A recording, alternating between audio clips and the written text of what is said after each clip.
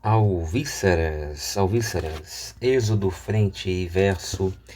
Hoje estamos com a Bíblia de Navarra. Vamos abri-la e, na verdade, já está aberta no comentário do capítulo 3, do versículo 4 até o versículo 10. La vocación de Moisés está descrita em este magnífico diálogo em 4 momentos. Vou ler em português que fica melhor. Então são 4 momentos, né, que descrevem a vocação de Moisés. Deus o chama pelo seu nome, no versículo 4. Se apresenta como o Deus de seus antepassados, no versículo 6. O descobre com termos íntimos, revela a Moisés com termos íntimos, términos entranháveis, né? Palavras íntimas, o projeto de libertação. Então, Jeová, né, passa para Moisés, faz conhecer a Moisés o seu projeto de libertação, do versículo 7 ao versículo 9. E, por último, transmite a Moisés sua missão imperiosa, sua principal missão, seu imperativo, sua ordem. A repetição do nome de Moisés acentua a importância do acontecimento, porque Deus chama Moisés 2 vezes, né? Ou seja, na verdade uma vez, mas repetindo, né, o seu nome, Moisés, Moisés. E isso em hebraico é uma ênfase, tá? Então essa repetição do nome de Moisés acentua a importância do acontecimento. Geralmente, quando no hebraico você vai falar alguma coisa, geralmente não, às vezes, né? Quando no hebraico você vai dizer alguma coisa, no hebraico antigo, que é muito importante, que merece toda a atenção do seu interlocutor, você faz um vocativo duplo, né? Você faz esse Moisés, Moisés, uma repetição da primeira palavra, do chamamento, né? Em verdade vos digo, né? E assim, já falamos sobre isso, gente, nos últimos vídeos, tá? Então muita coisa eu vou passar batido, vou passar rápido, porque já estamos lendo Êxodo capítulo 3, estudando esse capítulo já há alguns vídeos. Bom, o gesto de se descalçar reflete a veneração ante um lugar santo, que é quando Moisés se descalça por ordem da voz da sarça, do anjo do Senhor, do próprio Deus. Em algumas comunidades bizantinas, se manteve durante muito tempo o costume de celebrar a liturgia assim, descalço, ou com um calçado diferente, distinto do ordinário, ou seja, um calçado especial. Os autores cristãos têm visto neste gesto um ato de humildade e desprendimento ante a presença de Deus. No documento Glossa in Exodum, diz assim, nada pode aceder a Deus ou vê-lo se previamente não se tem despojado de todo apego terreno. Não se pode conhecer, né? Não se pode entrar na presença de Deus, conhecê-lo, vê-lo, se relacionar com Ele, sem você se despojar dos seus apegos terrenos, das suas vontades carnais, temporais. O autor sagrado constata que o Deus do Sinai é o mesmo dos antepassados. Moisés não é, portanto, fundador de uma religião nova, senão que assume a tradição religiosa dos patriarcas, ou seja, Abraão, Isaac e Jacó, e eu acrescentaria aqui também o próprio José, né? Subtraindo a eleição, destacando a eleição de Israel como povo de Deus, né? Destacando a eleição de Israel como povo de Deus. Com 4 verbos muito expressivos se descreve tal eleição: tem observado, tem escutado, tem compreendido e tem barrado para livrá-los, ou seja, tem se esforçado, trabalhado para livrar o povo. Basicamente isso aí. Não há nesta sequência nenhuma ação humana, só sua opressão, seu clamor e sua desgraça. Então, a parte que cabe ao homem durante todo este tempo, a parte que coube ao povo de Israel durante todo este ínterim, foi clamar. O povo clamou, o povo sofreu, o povo clamou e Deus escutou, tem escutado, reescutado, tem compreendido, recompreendido, tem observado, reobservado, esse tipo de coisa. Bom, na troca, em cambio, Deus, ou seja, Deus se tem marcado um objetivo claro. Ele destaca aqui um objetivo claro: livrá-los e fazê-los subir à terra. Ou seja, aquilo que eu falei há uns 3 vídeos atrás. Esse tirar, esse livrar aqui não é apenas uma libertação, um livramento, como o que foi feito com os escravos. Aqui no Brasil, por ocasião da Lei Áurea, onde você decreta que os escravos, a partir de tal momento, estão livres e dá as costas e vai embora, agora cada um que se vire. E isso colocou, da noite para o dia, uma série de pessoas, horas atrás, dias antes, escravizadas, dependentes, portanto, de receberem comida, receberem atenção, não no sentido de atenção psicológica também, mas atenção no sentido de todos os tipos de cuidados, porque querendo ou não, gostando ou não, achando bonito ou feio, o escravo, seja qual fosse a sua idade, ele era um dependente, ele era um bem do seu senhor e, portanto, dependente de suas expensas, de sua mercê. Então, um teto sobre o qual se abrigar, comidas, mantimentos, bebida, subsistência básica, enfim, até onde você vai viver, tanto suas necessidades domésticas, e que vai desde, como eu falei, dormir, um local onde vai dormir, onde vai defecar, onde vai conviver, onde vai ter relacionamento social, até questão também, digamos assim, pensando a longo prazo, médio prazo, alguns escravos conseguiam aspirar, podiam aspirar de repente a sair de determinada área mais,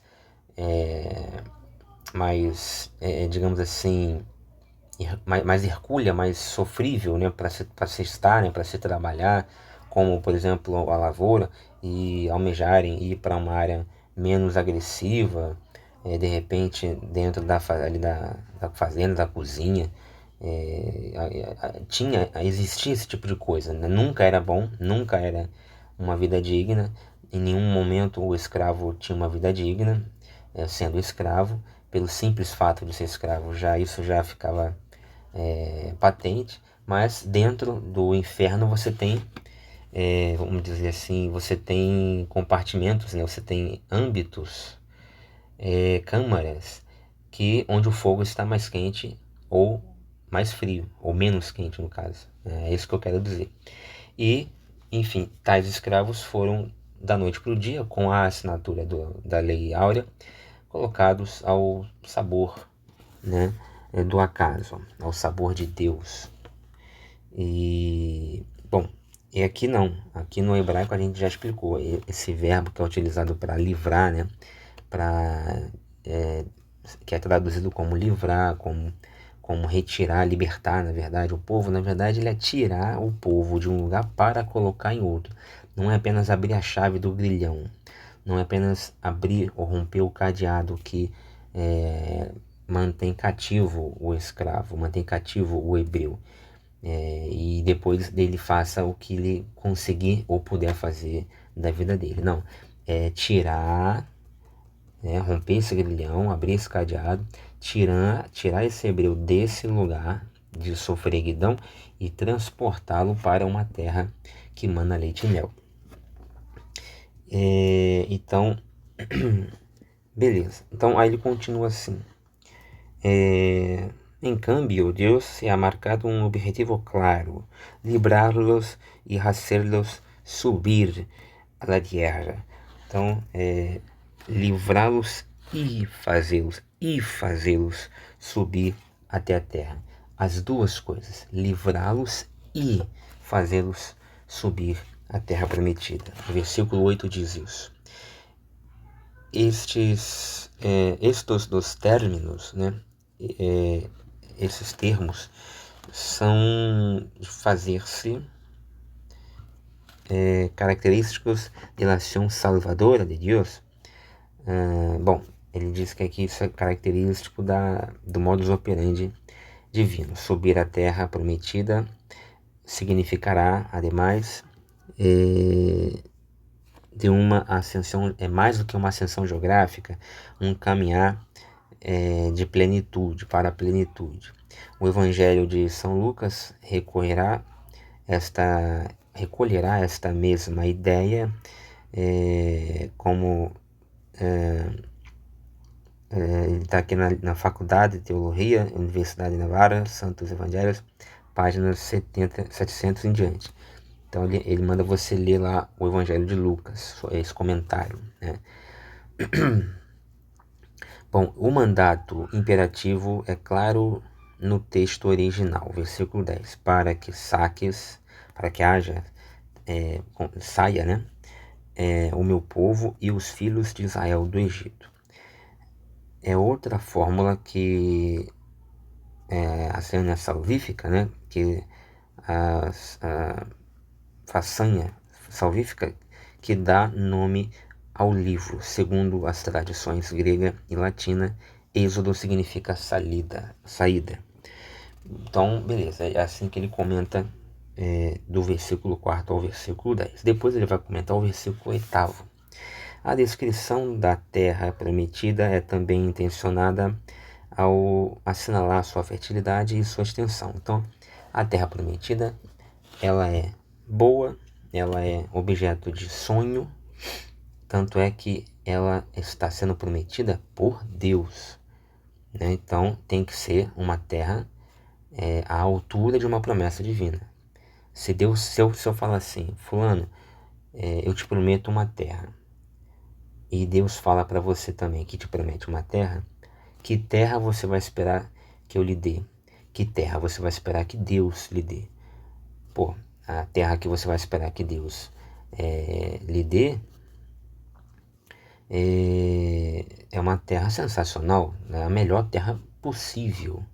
É Deus, afinal de contas, que é um presente de Deus. É que nem aquela festa de criança, né? Festa de aniversário, que você convida uma pessoa rica, riquíssima, e outra pessoa lá que não é uma pessoa pobre, e aí cada uma chega com um presente embaixo do braço. Você espera, em condições normais, você espera que a pessoa que tem muito pouco dinheiro não vá dar um presente melhor do que a pessoa riquíssima, né, que tem uma condição muito maior de dar um presente mais caro, que tem a chance de ser também melhor, por ser mais caro. É a mesma coisa aqui. Então Deus está prometendo que vai dar uma terra, então, poxa, deve ser a terra, né? Não uma terra, mas a terra.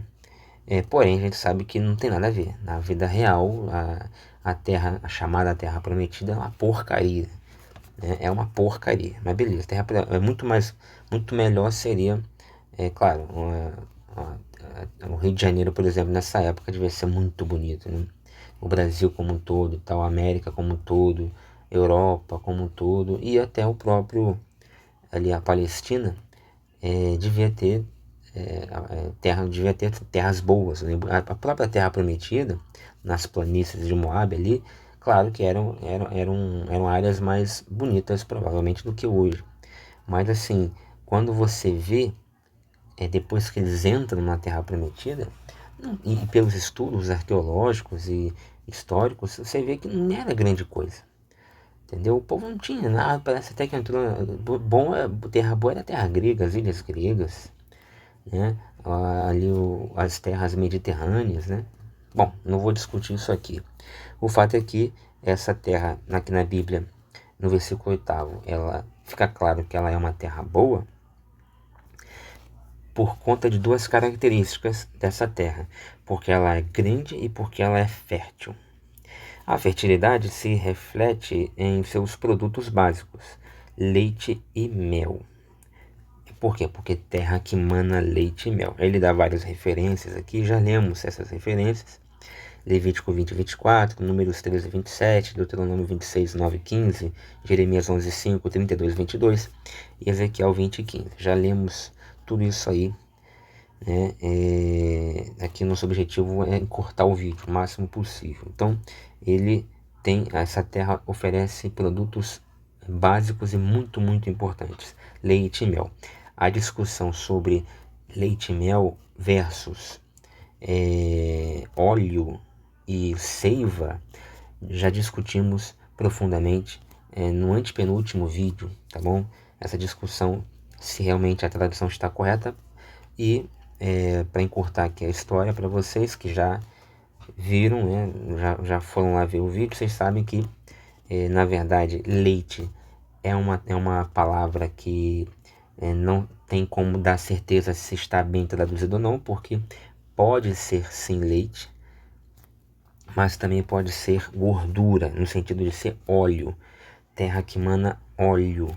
E aí, se for leite, beleza, a interpretação é tradicional: leite de vaca, leite de cabra e tal. Apesar de que a terra não mana leite nesse sentido, né? Não sai leite de vaca, a não ser da vaca. Não sai leite de cabra, a não ser da cabra, e assim por diante. Da terra não sai leite, mas da terra sai um óleo. Óleo barra gordura. Gordura sendo entendida aqui como óleo, né? Óleo pode sair da terra, por exemplo, o petróleo, que significa óleo da pedra, né? Óleo da terra. Então, há essa possibilidade de interpretarmos como petróleo, terra que emana petróleo. E mel, esse mel aqui também já vimos que com certeza está mal traduzido, não é mel, aqui é seiva. A palavra mais próxima do original seria, do contexto, seria seiva e não mel. Sendo seiva, você já entende que não é também qualquer seiva, assim como também não era qualquer óleo, aqui também não seria qualquer seiva, e sim aquele sumo que sai da fruta. Qual é o sumo que sai da fruta? A gente pode traduzir como suco, né? Então, a terra que produz muitas frutas e frutos que vão serem utilizados, que eram utilizados como alimento, como suco, né? Para fazer suco, para beber, enfim, para chupar, o que se faz com as frutas, né? Se come, se chupa, se toma, né? Como suco, esse tipo de coisa. Ou, aliás, e também dentro dessa expressão, dessa palavra seiva, claro que também estaria necessariamente incluído o mel de abelhas, mas também os meles que não são de abelhas, porque não se faz mel só através da abelha, do trabalho das abelhas, e sim também você pode fazer através de folhas, de cascas, enfim, de vegetais em geral, específicos, claro, mas assim, de maneira geral, o mel não vem só do trabalho da abelha. Seria um trabalho militar, com um trocadilho aqui, né? Brincando com militar, de melita, grego, significa abelha. A quantidade de povos que... Assim, antes um pouco. Esse era o alimento ideal do deserto. De aqui que o país de aqui que é o país onde abunda seja um país paradisíaco. Bom, beleza. A quantidade de povos que habitam e se disputam ou disputam terra naquela região, ou seja, na região da Terra Prometida, dá uma ideia de sua extensão e seu atrativo. Ou seja, realmente, um comentário preciso, se a Terra não fosse boa, como a promessa prometia, não haveria uma porrada de povos lutando ali naquela região, heveus, ferezeus e tantos zeus e itas também, que a gente vê pela Bíblia, tudo lá, tudo naquela área ali, brigando um com o outro, disputando, convivendo, enfim. Por quê? Porque a terra era ruim? Não, porque a terra era boa e todo mundo queria ficar ali, evidentemente. Então, assim, é claro que quando a gente fala que quando eu falei que a terra é uma porcaria, comparada com as terras que existiam no mundo inteiro naquela época e também depois.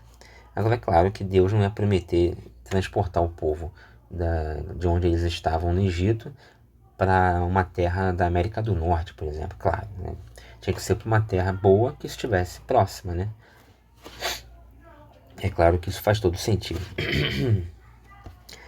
A lista de povos pré-israelitas é frequente no Pentateuco, com pequenas variantes. Então tem assim diferenças, né, nisso aí. Eu não vou aqui forçar a barra para dizer que é mais um erro de tradução, de história, ou querer colocar também erros que não são erros, não precisam ser interpretados como erros na Bíblia só porque eu defendo e mostro, né? Eu defendo e mostro que existem muitos erros de todos os tipos na Bíblia.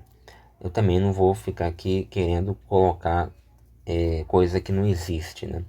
Quando realmente é um erro e que fica patente que é um erro, a gente aponta, olha, é um erro.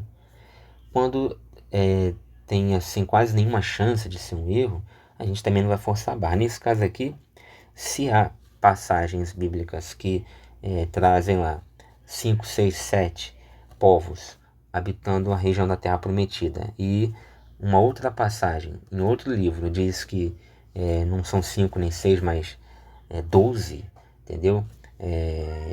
A gente não precisa ficar querendo contemporizar aqui, arrumar conflito entre um texto e outro, porque não é uma coisa que realmente tenha importância.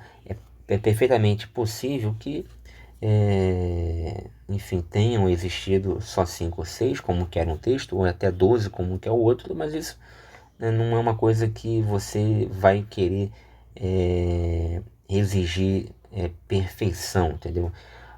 O texto, para ser sagrado e correto, ele não precisa ser perfeito, entendeu?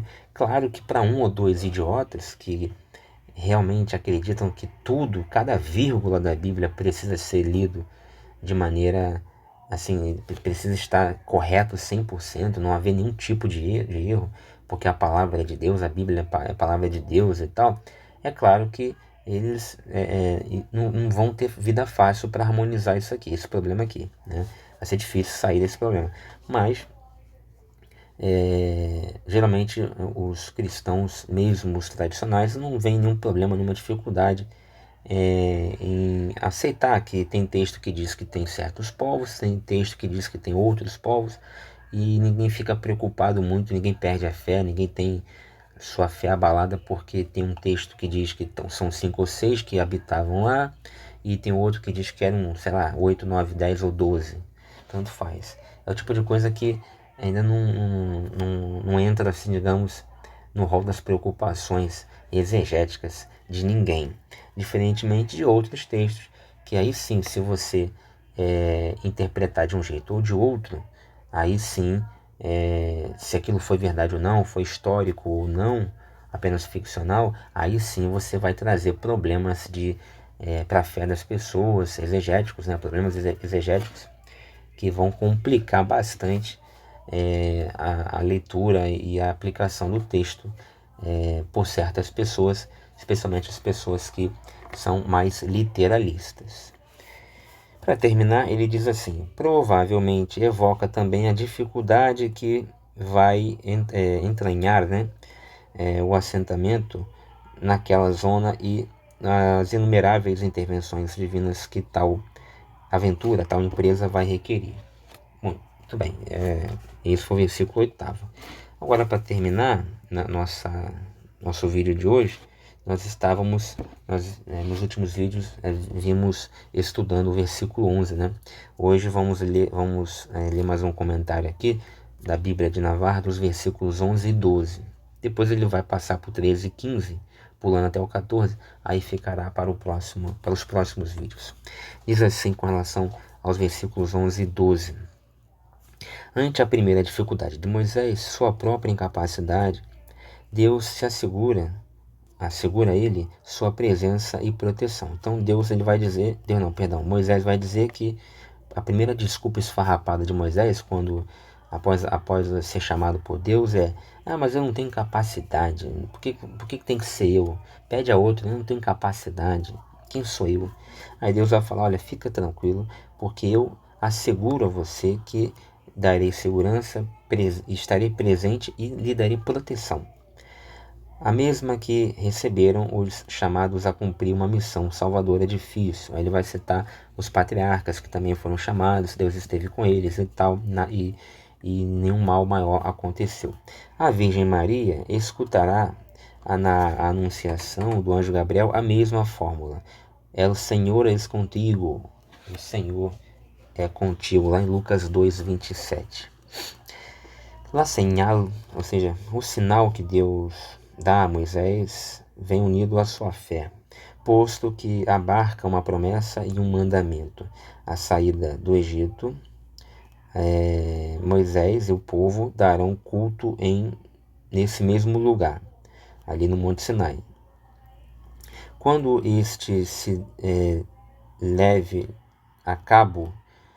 quando isto se levar a cabo, Moisés reconhecerá o caráter sobrenatural de sua missão, porém, até então, há de obedecer confiadamente, cegamente, o encargo que recebe de Deus. O diálogo que Moisés com o Senhor, em uma charmosa oração, uma linda oração, melhor dizendo, digna de ser imitada. Daqui que, seguindo seu exemplo, o cristão pode dialogar pessoal e intimamente com o Senhor. Vai dizer assim José Maria Escrivá, que é claro que é o patriarca aqui meu Deus do céu, dessa ordem aqui que vai ser responsável pela Bíblia de Navarra. Esqueci a porcaria do nome da ordem. Não vou lembrar agora. Ele vai dizer assim: devemos estar comprometidos seriamente em uma atividade de trato com Deus. Não podemos esconder o anonimato. A vida interior, se não é um encontro pessoal com Deus, não existirá. A superficialidade não é cristã. Essa frase é boa, hein? A superficialidade não é cristã, diz José Maria Escrivá. Opus Dei, lembrei. Opus Dei.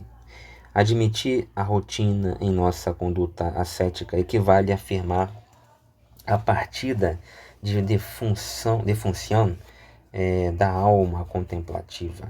Deus não busca um a um, e temos de responder a Ele um a um. Aqui estou, Senhor, por que me tem chamado? 1 Reis 3:5. Está lá no Catecismo da Igreja Católica também. Algo que tem a ver com esta palavra aqui, né? A indicação que dá aqui, a referência citada é Catecismo da Igreja Católica, números 2574 e 2575. Bom, terminamos aqui. A partir a próxima página já é a partir do versículo 13. Aí a gente vai ter que esperar mais uma rodada até chegarmos ao versículo 13.